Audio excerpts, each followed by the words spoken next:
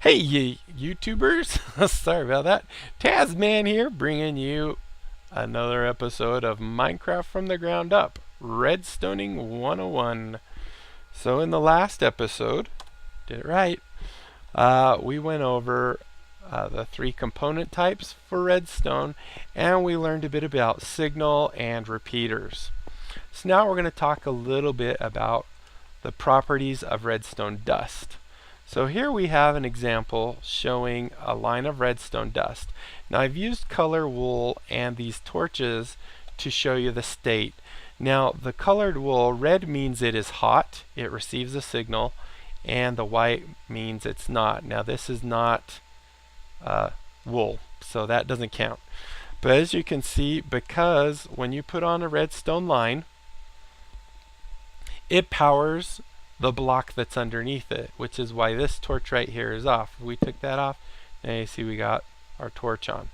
But because this torch gets inverted because that block is powered,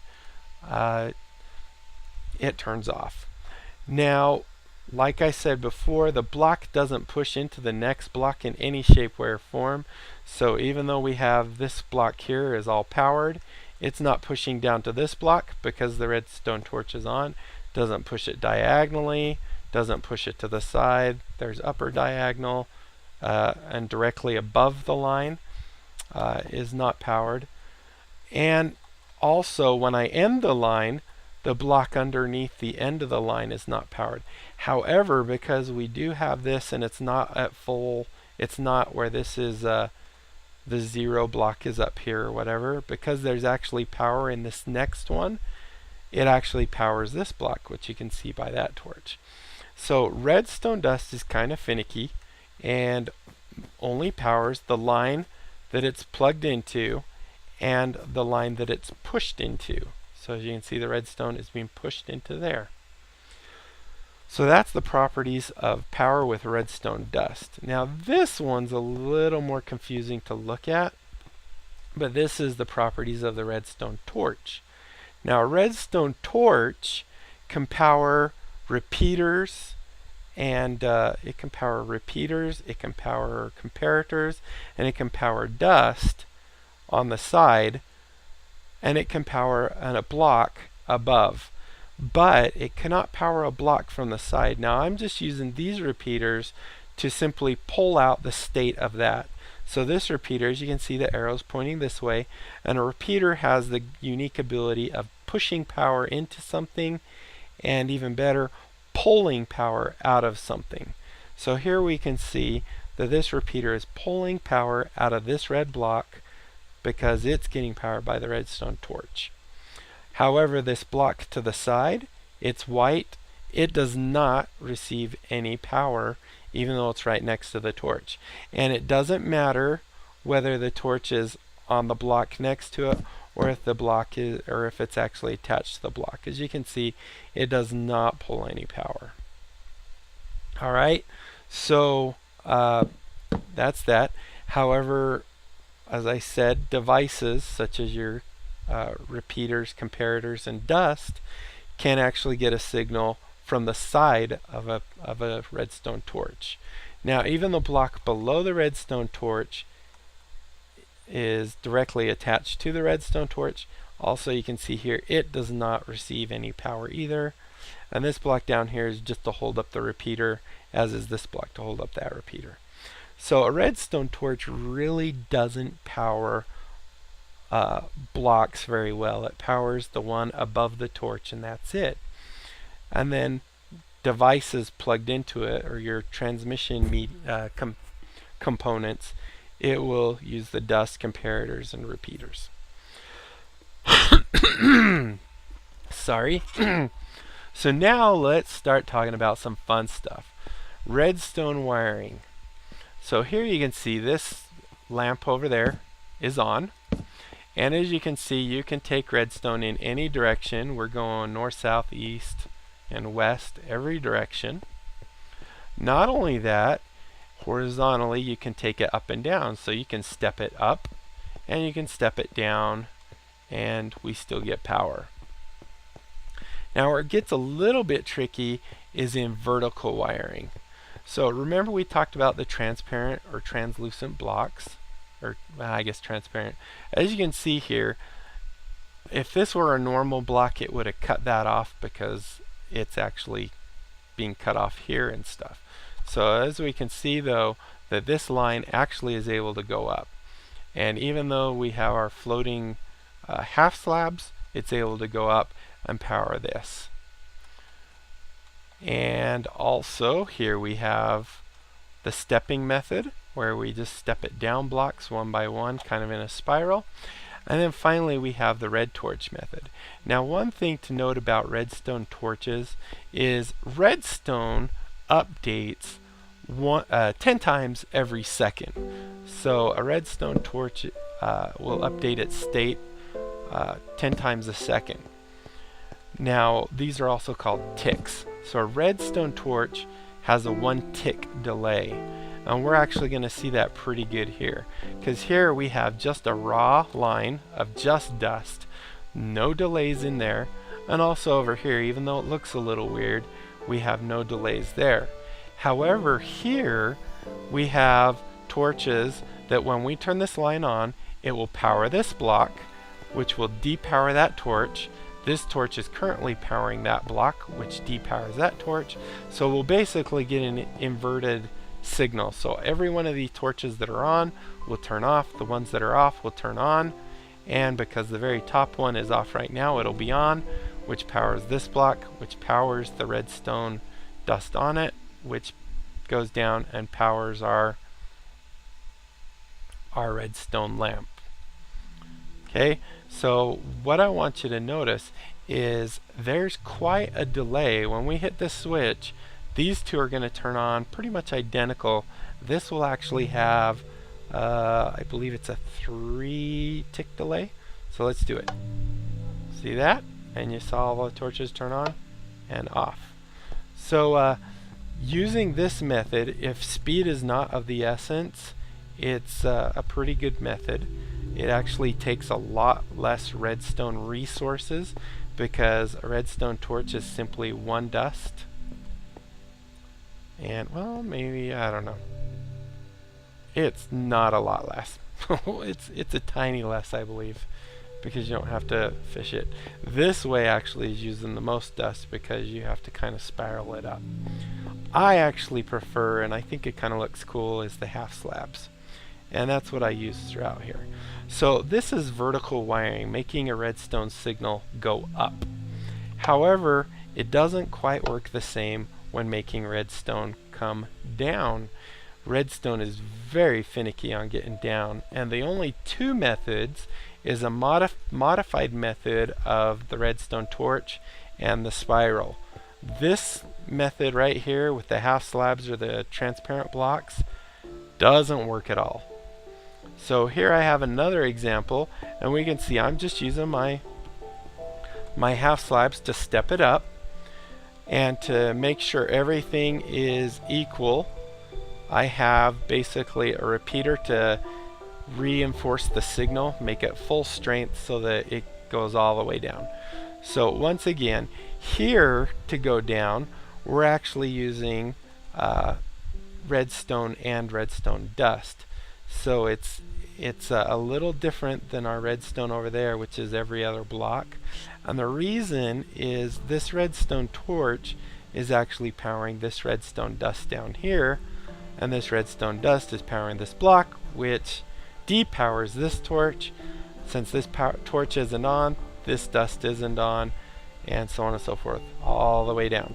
When we turn on the power, that will power this block, disable this torch, disable this dust, which will make this block right here no longer have power, turning on this torch, turning on this dust, and so on and so forth. Hold on just a second. Sorry about that. That was my wife's phone. She left it in here. Alright, so anyway, as I was saying, that's how the redstone travels down. And that's the only way with the redstone torches you can get it. This method does not work, and this method uses a lot of resources.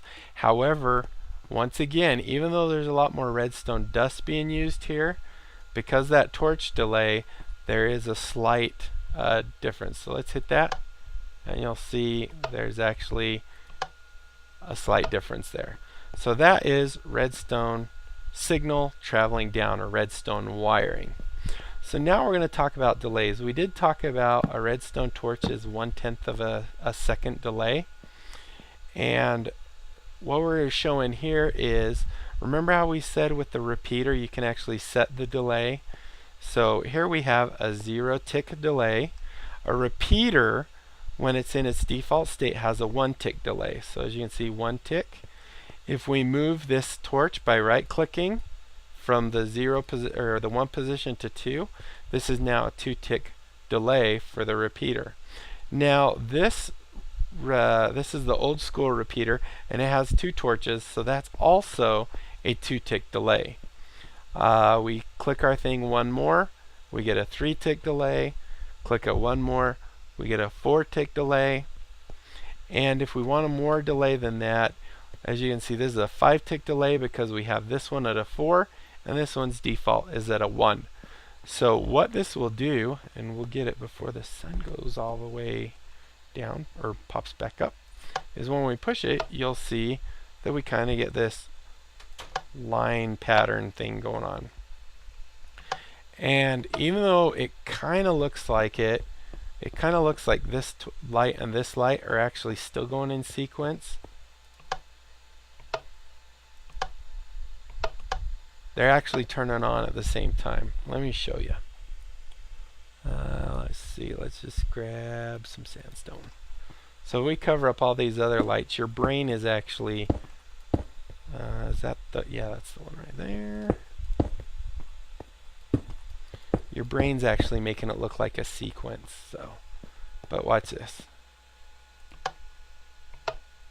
See how they're actually turning on and off at the same time. So, like I said, yeah. So this is a 2 tick delay, and that's a 2 tick delay. So those are delays with redstone. So next, we might want to modify our signal. So this modifies it slightly to where we have, you know, going kind of in a chain. But maybe we want to actually modify, or pulse modifying. We want to modify the actual pulse, not just the delay.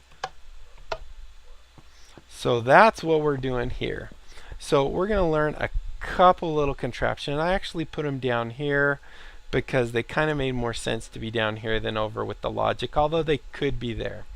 Now what I have here, just to show a better example, is we have 2 redstone lamps, 2 pistons. They're sticky pistons with 2 objects on them.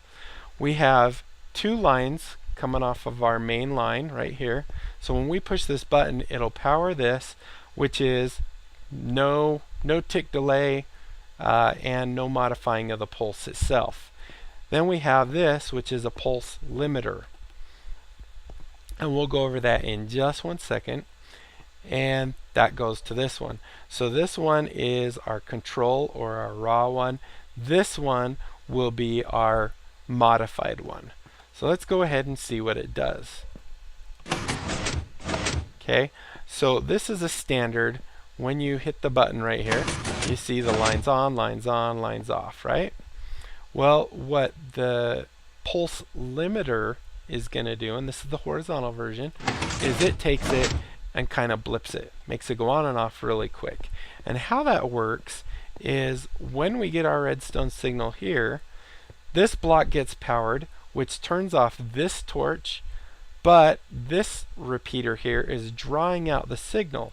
Now this repeater is at a 3 tick delay. Or wait, 1, 2. So yeah, so default 1, 2, a 3 tick delay. So what this is going to do is, for 1 tick, this torch is going to turn on because all this is unpowered. But by the end of that 1 tick, this will have its power go through, which repowers this block. Even though this one's not done, it repowers this block, which causes this torch to turn off, which causes our tiny little pulse. So let's see if we can see that.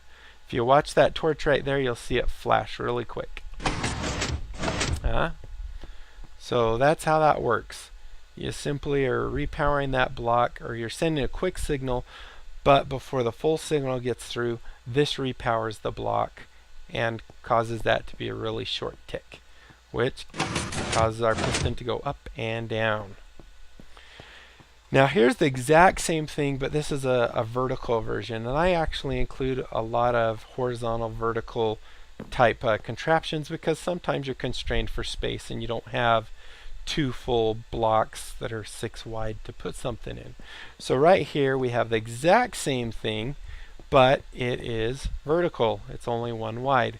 And so as you see here, this line will come in, power this block, which causes this torch to depower, which means this block is no longer powered, which causes this line to depower, which causes this torch to turn on.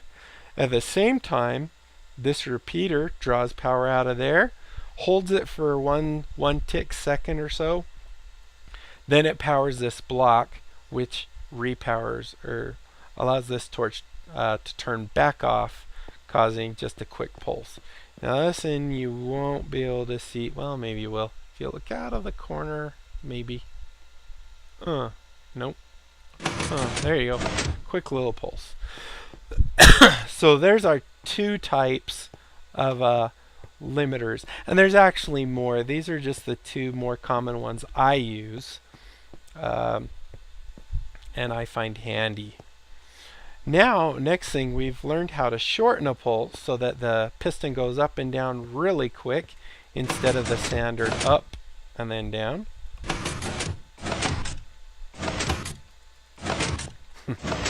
Alright, next is, what if we want our piston, the modified one, to actually stay up longer than our normal piston? Like that. So what we do here, once again we have our 2 lines, and what we're doing here is we actually have 2 lines again for our extender, and this is a pulse they call it extender or something else. So each of these repeaters are set at 4 tick. This one's set at 1 tick. So what's going to happen is a signal is going to come, it's going to hit this repeater, and it's going to hit this repeater, and this repeater is slowly going to go through. This repeater is going to go through rather quick. It's going to power it, but before, if this were at a 0 tick, we'd actually have a quick interruption. See, watch. See how it went back down? So we need this one at a 1 tick just to delay the signal long enough for this full signal to tack on to the back of it or piggyback on it. So the signal will come through here, power this guy, power this. It'll go just as this repeater is about done to hand off the signal and say, okay, I'm done. The signal will finally make it through this one and go in, and so it actually makes it last longer. So if we look at those repeaters back there, you can see on, and that one just turned off, and that one turned off. So there's our horizontal version. This is probably one of the easier ones to actually understand and make, because it's just 3 repeaters here and 2 there. These are all set max. That's set 1, or not 2, 1. Alright, next we have our vertical version of the exact same thing. So signal comes here. Not only does it travel up the block, it also powers this block, which powers these repeaters, the 3 over there. This is the one above, and this one above will send its signal down. Just as this one's about to say, okay, I finished, this one will be done, and it will tack on because it powers this block, which also powers this line, and make it go longer. So here we see, and there you go. So those are some quick things, just basic redstone logic. And I might have forgot some things, and I would love to hear from you guys if I messed anything up, or if there's more information that I forgot to add it in the comments. We still have 10 minutes, so we're actually going to start going over gates. But hopefully you like this part, and hopefully my biggest goal is that you actually learn something.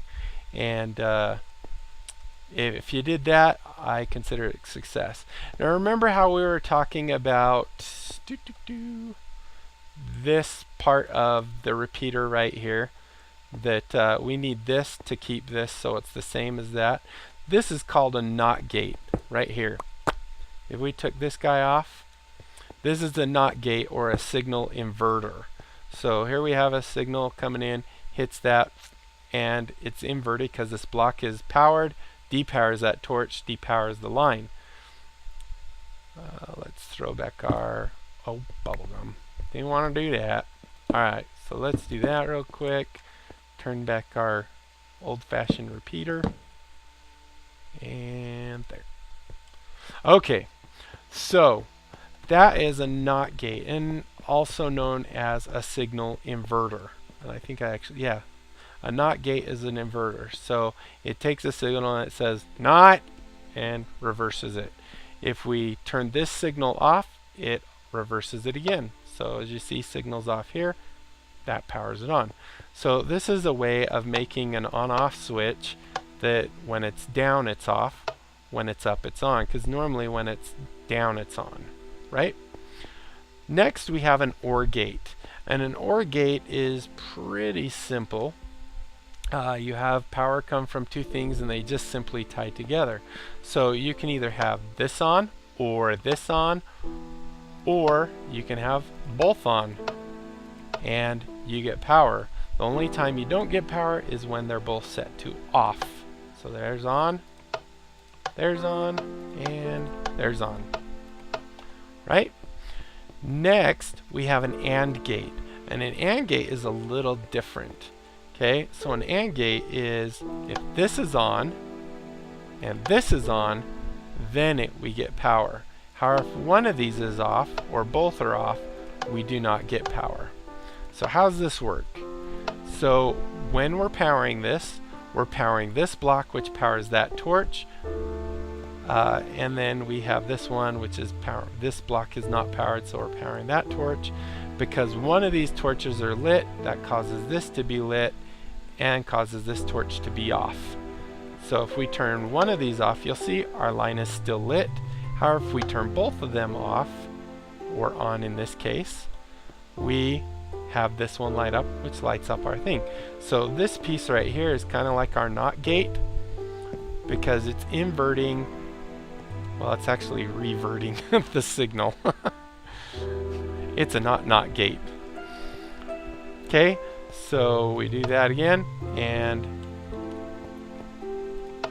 that's your AND gate. So in this case, where either of those could be on or both on, this one's the opposite, where if just one is on, it doesn't turn on. It actually has to have both of them on. So this and this have to be on. This one's this or this have to be on. Now let's get complex. Now we have the NAND gate, and the NAND gate is basically the opposite of an AND gate, or a not AND gate. That's the inverter I was talking about, but it's a different looking one. So here you can see we have no signal, which lets these two torches be on, but our thing is on. So the opposite, where both these have to be down for that to be on, this one, both are up. And if you turn off one, it's still up. And if you turn off the other one, it's now off. And the way this works is exactly like the AND, except for there's no torch here to invert the signal, which is why when it kind of acts like an OR in that sense. However, it's kind of the opposite. So this and this, when they're off, when they're not on, when this and this are not on, that's on. When one or the other are on, it's still on. When they're both down, it's actually off. Whoa, keyboard freaked out. Alright, then we have the NOR gate. So this is the kind of opposite of the OR, so it's not OR. Okay, and this simply, let's just show you. So when they're both up, it's on. When one is off and one is on, it's still on. When both are down, it's off. And the way this works is when the line here is off, it's not powering this block, which allows both of these torches to be on. If one of these are on, you'll see that this torch is now off, this torch is on. However, because we don't have any other kind of logic, this one is all it needs to power that block. But if we turn both of them on, that powers both these blocks, so both these torches are off, and we don't get any light. Okay? Next, we have the XOR gate. And this is where it really starts getting weird. So the XOR gate is, oh, I can't remember what the X is now. Let's just go over it. It kind of changes it yet again. So if we have both of them up or off, the light is off. If we turn one of them on, we get our light up there. If we turn the second one on, we get it off.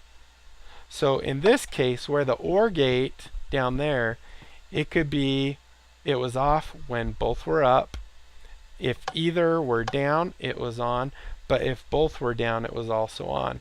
In this case, if both are down, it's actually off. And the way this works is when we power this, depowers that torch, this one depowers that torch.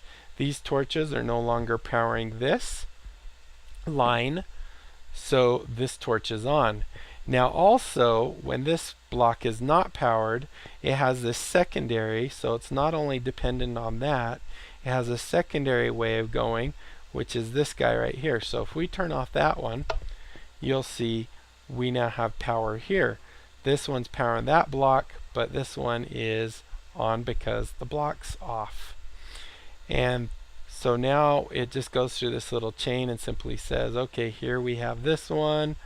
It's powering the block, which causes this torch to be off. This one's off, so it causes that torch to be on. Either or, it doesn't matter. Ooh, that looks ugly. I forgot to do that. Either of these are on, so the block is on. So hopefully you understood that. It's really complex and it even gets worse. So here is the XNOR gate. So this is kind of the opposite of this guy. So they're both up, it's off.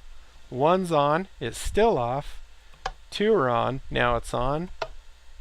But if only one is on, it's still off. Now the way this works is it's basically the exact same thing, except for right before we go into the block itself, we have a NOT gate, which simply takes this signal and says NOT and disables it.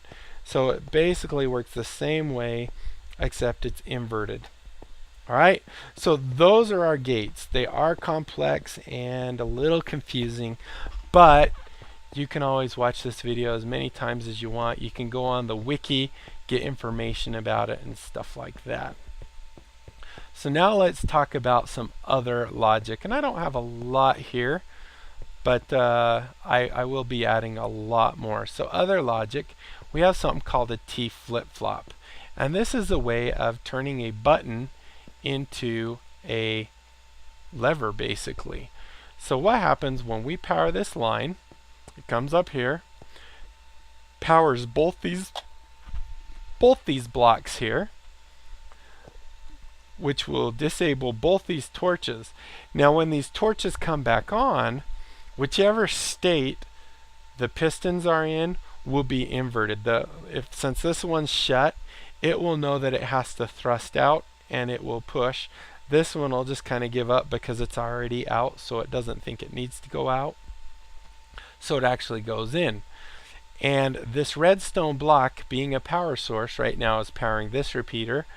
When we flip this or push the button, it will actually toggle it to this side. Now this is actually a slower version of the T flip-flop. And we'll go over why. Well, actually it's because the torch activates this. So when we power this line, these torches actually turn off, but it's not until they turn back on that they activate the pistons and cause them to update. And then simply we're taking the signal from the redstone block, pulling it, pushing it into this block, which then allows us to grab it with this redstone dust and put it into our piston light thing. So if we do that, you'll notice it's off, and when it turns back on, it switches. And you can see it switches. So this basically gives you a toggle switch. Now, like I said, this is a slower version because it only updates when this torch comes back on. So we can turbo it by making sure this torch and that torch are off at the start. And the way we do that is we have a NOT gate. So here we have the signal coming in, hits this block, and it will turn off this torch, which will let those two torches turn on. So this will be instantaneous. So when you push that button, these torches will turn on and it actually speeds up. So watch this. See how fast that one is? Alright. So those are two more things, and I have a whole ton more. I got to build a lot more out that way.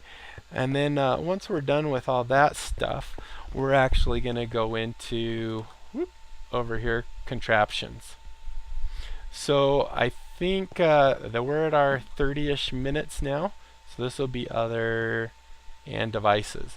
Hopefully you like this. We learned a whole lot in the last 2 episodes, which is an hour of redstoning. Hopefully you guys learned and enjoyed what you saw. And if so, leave comments. Let me know what you want to see. If you don't like it, let me know that too. Really quick, I'm going to go over my daylight changer. I think it's raining again.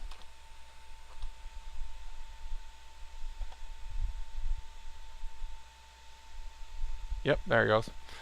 Oh, the rain's gone. We're actually in a desert biome. When you do the preset and do redstone ready, it actually is considered a desert biome. As you can see down there on the second from last line, it says B and then colon desert. And you don't get rain in deserts. Thank goodness. But I also like it because everything's sandstone. But anyway, let's just go over how this works. So the daylight sensor gets a signal strength from 1 to 15 based on the position of the sun. Now as you can see, that sun is going down, and so this signal is actually getting less. The way I have this set up, because it's 4 away from the thing, basically as soon as the sun gets about that far, when that much of the sun is below the horizon, it will cause this line to no longer give power, which depowers this whole line, which hits this NOT gate because it's on, it's in NOT mode, and it'll go ahead and tick that block. Let's watch it real quick. Any second now. I want to see the torch too. There we go. There you go. And now we have a strong signal because the sun's set to 0, which is up high enough. So the sun's actually signal is probably up here somewhere. We can see where it actually is. Let's just check. Oh, it's a lot further than I thought. It's actually right there. But anyway, so what this does is when that gets the signal, it turns on this torch and simply runs the command /timeset 0. So anyway, I know I would probably get a couple comments of saying, well, what is that contraption in the middle other than the beacon? We all know how beacons work. That's just for fun. But anyway, there you go, guys. I really hope you enjoyed what you saw. Hope you learned something, and that now you can actually feel a lot more comfortable doing some kind of redstoning. It's actually pretty simple once you understand the basics, and we're going to go into a lot of other things, and I think it'll be very beneficial for you. But thank you for watching. If you liked what you've seen, click the like button. Show me the love. I need to feel the love sometimes. Comment, subscribe, and continue to watch. So until next time, guys, I'll be seeing you later. Bye.